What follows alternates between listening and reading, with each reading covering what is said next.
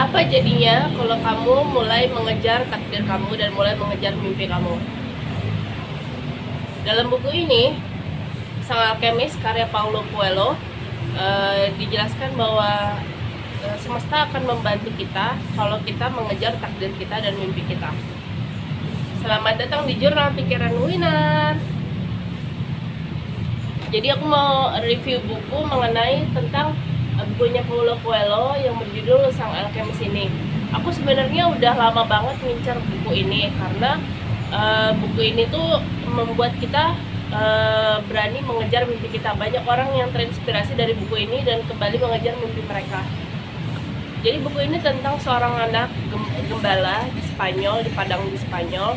Nah, anak gembala ini tiba-tiba bermimpi berulang kali kalau dia akan menemukan harta karun di dekat piramida-piramida di Mesir.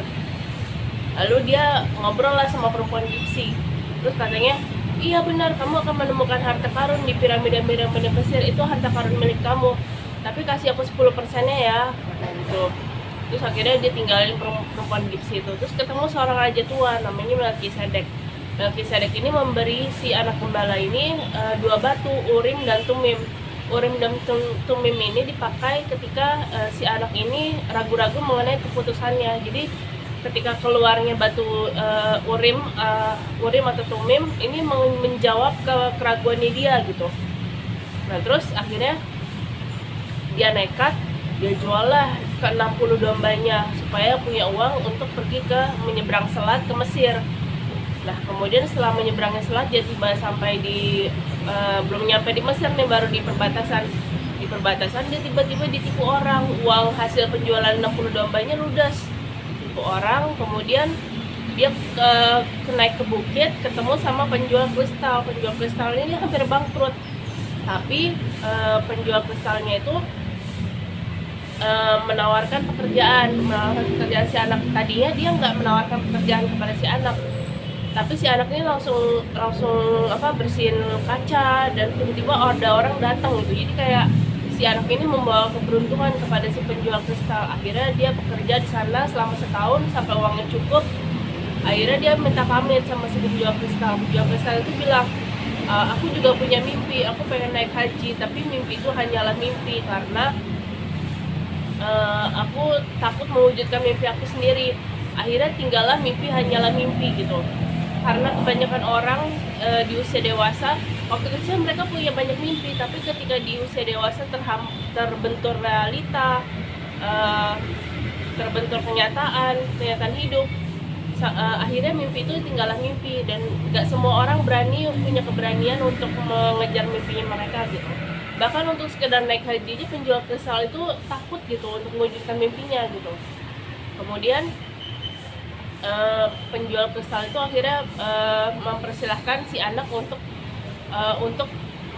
pergi ke piramida-piramida Mesir itu. Katanya dia bilang, kamu harus ikut rombongan karavan untuk menyeberangi gurun, karena piramida-piramida itu ada di tengah gurun. Akhirnya dia naik ke karavan, ikut rombongan karavan. Di karavan dia ketemu orang Inggris yang suka banget sama alkemis. Dia pengen ketemu sama seorang alkemis yang berhasil mengubah logam menjadi emas. Lalu di akhirnya ngobrol-ngobrol sama orang Inggris itu, dia juga baca bukunya orang Inggris itu. Terus akhirnya dia jadi sedikit tahu tentang alkemis. Si anak itu namanya Santiago ya. Kemudian akhirnya si Santiago ini tibalah di oasis. Oasis tuh kayak sebuah dekat sungai, jadi kayak taman gitu, kayak lingkungan hijau di tengah padang gurun pasir.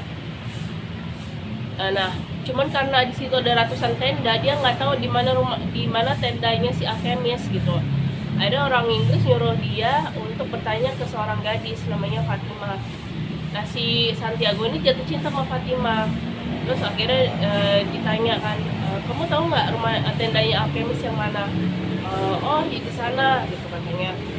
Begitu di sana orang Inggris itu ke sana, ternyata disuruh sebelum bertemu dia lagi, si orang Inggris itu disuruh mengubah logam menjadi emas. Terus si orang Inggris itu menggerutu, dia bilang, kan itu yang pengen saya ketahui, kenapa saya disuruh mengubah logam menjadi emas kan gitu. Akhirnya eh, suatu ketika si anak ini dapat penglihatan bahwa ada sepasukan yang akan menyerang oasis ini gitu. Terus tiba-tiba si pemandu unta bilang ngobrol lah sama para kepala suku di oasis ini gitu. Akhirnya ngobrol, terus tiba-tiba si anak ini kayak diancam nyawanya, kalau sampai kamu berbohong mengenai mimpi, mengenai visi-visi itu, kamu akan dibunuh gitu, nyawa kamu tidak akan selamat gitu. Akhirnya si anak yakin, tetap yakin, karena menurut dia ini tuntunan jiwa dia, jiwa dunia namanya, seolah-olah sudah termaktub gitu. Kan si penjual kristal tuh suka ngomong maktub gitu. Maktub itu artinya kayak, kalau dalam agama Islam itu artinya sudah tertulis di dalam Lauhul Mahfuz gitu. Jadi kayak segala sesuatu takdir setiap nyawa yang ada di dunia ini sudah termaktub di dalam Lauhul Mahfuz gitu. Nah kemudian si anak ini besokannya itu ketemu sama alkemis bertanya sama dia, siapa yang memberikan mimpi bahwa akan ada serangan dari pasukan gitu, saya gitu. Terus udah gitu leher pedangnya si alkemis itu udah menggores dahinya si Santiago, cuman Santiago nggak bergerak, nggak bergeming. Nah alkemis menyadari bahwa wah ini anak berani nih, wah ini anak nih nggak takut, nggak gentar gitu.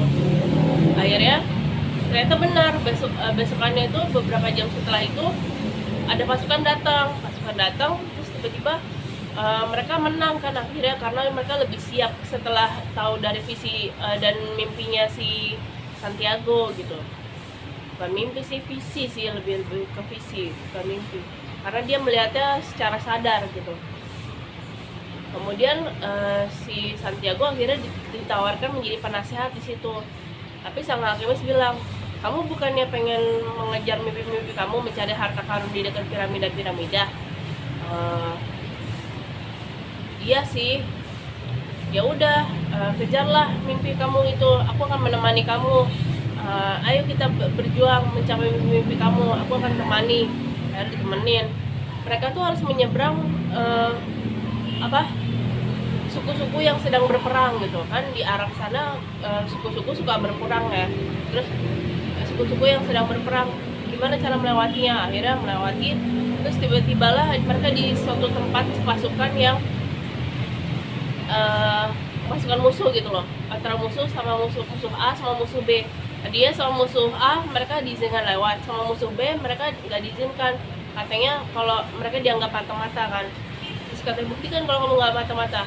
Anak ini bisa mengubah diri menjadi angin, kata sang alkemis. Terus dia bilang gitu. Terus si Santiago bingung kan, gimana caranya aku mengubah diri jadi angin? Kamu bisa, kamu kan dengan hati kamu bisa berbicara kepada, akhirnya si anak itu berbicara kepada matahari, kepada angin, kepada bumi, terus berbicara dengan hatinya. Akhirnya semesta itu bisa mengubah dirinya dia menjadi angin. Akhirnya orang-orang ini percaya, pasukan B ini percaya. Akhirnya mereka diizinkan lewat.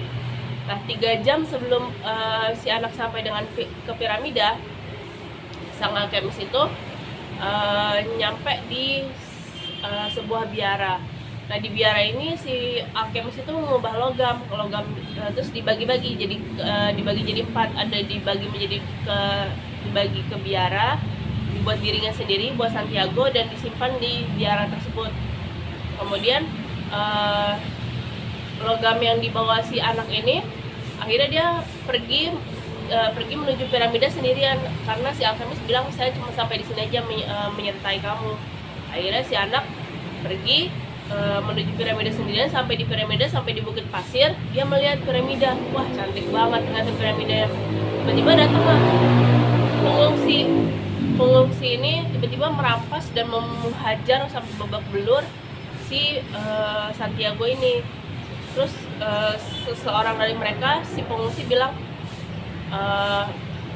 nanya kan, kenapa kamu sampai ke piramida sini? Iya, saya percaya karena ada harta karun di sini. Saya bermimpi berulang kali kalau di dekat piramida ada harta karun, makanya saya menggali di sini gitu. Tapi buktinya nggak ada kan. Saya juga nggak sebodoh kamu. Saya pernah bermimpi berulang kali kalau di gereja di Spanyol, dekat Padang di Spanyol, ada di dekat pohon sikamor. Kalau kamu menggali di situ, akan ada harta karun orang Spanyol di sana, kayak gitu. Tapi aku nggak sebodoh kamu untuk mengikuti mimpi aku nggak akan menyeberangi selat hanya karena mimpi gitu. Terus begitu ditinggalkan sama pengungsi tersebut, terus dia ketawa terbahak-bahak si Santiago ini. Ternyata selama ini harta karunnya itu ada di dekat dia, di padang Spanyol, di dekat gereja, di dekat pohon sikamor yang selama ini dia lewatin gitu. Akhirnya dia pulang lagi di dekat gereja tuh, di dekat pohon sikamor itu, dia menggali, ternyata benar ada harta karun orang Spanyol seperti koin-koin Spanyol, emas dan segala macam. Akhirnya dia jadi kaya raya.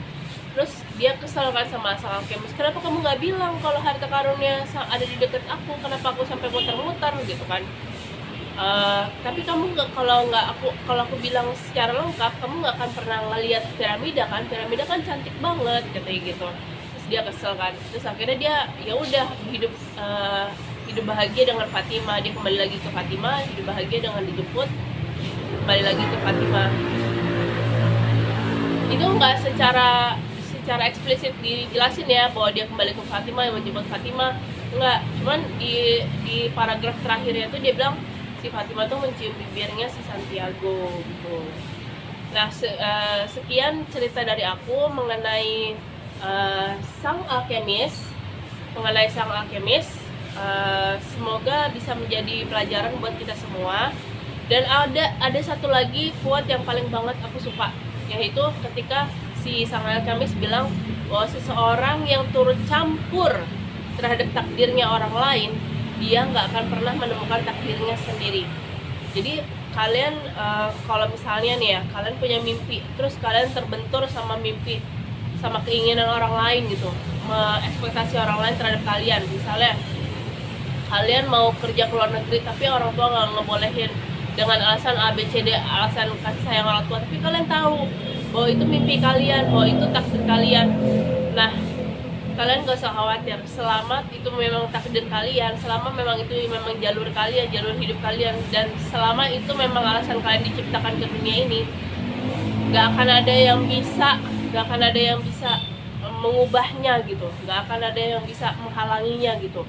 Karena apa yang sudah menjadi ketentuan untuk kamu itu gak akan terlewatkan kok. Meskipun kamu harus menunggu berlama-lama, bertahun-tahun, berpuluh-puluh tahun, berbelas-belas tahun, tapi takdir itu akan sampai di kamu, nggak tahu kapan. Takdir itu akan sampai di kamu, dan kamu tahu bahwa kamu akan mendapatkannya gitu. Dan ketika kamu berusaha mengejar takdir kamu, berusaha keras mengejar takdir kamu, mengejar takdir bukan berarti nggak ada halangan sama sekali. Kayak burung nih, burung itu dia bisa terbang bukan berarti dia ikut sekolah terbang kan, bukan berarti dia ikut akademi terbang kan, dia enggak kan, karena dia secara lahiriah itu memang bisa terbang, effortless gitu. Jadi dia mau terbang kemana aja effortless. Ikan itu nggak ikut akademi berenang kan, nggak ikut sekolah berenang kan, tapi dia secara effortless bisa berenang, bisa. Itu karena takdir dia seperti itu. Nah, kita juga diciptakan di dunia ini untuk memenuhi takdir kita gitu. Takdir kita sebagai apa gitu. Nah, kalau misalnya kalian yakin dengan takdir kalian seperti ini, gak usah khawatir, dengan berbagai rintangan kalian pasti akan jadi seperti itu gitu. Buat kalian yang belum tahu apa takdir kalian, dengerin kata hati kalian, dengerin. Karena suara hati itu suara Tuhan, suara Allah gitu. Sampai jumpa di Jurnal Pikiran Wina berikutnya. Dadah. Jangan lupa like, jangan lupa share, jangan lupa komen, jangan lupa subscribe, nyalakan loncengnya supaya kamu bisa dapat notifikasi langsung dari aku. Dadah.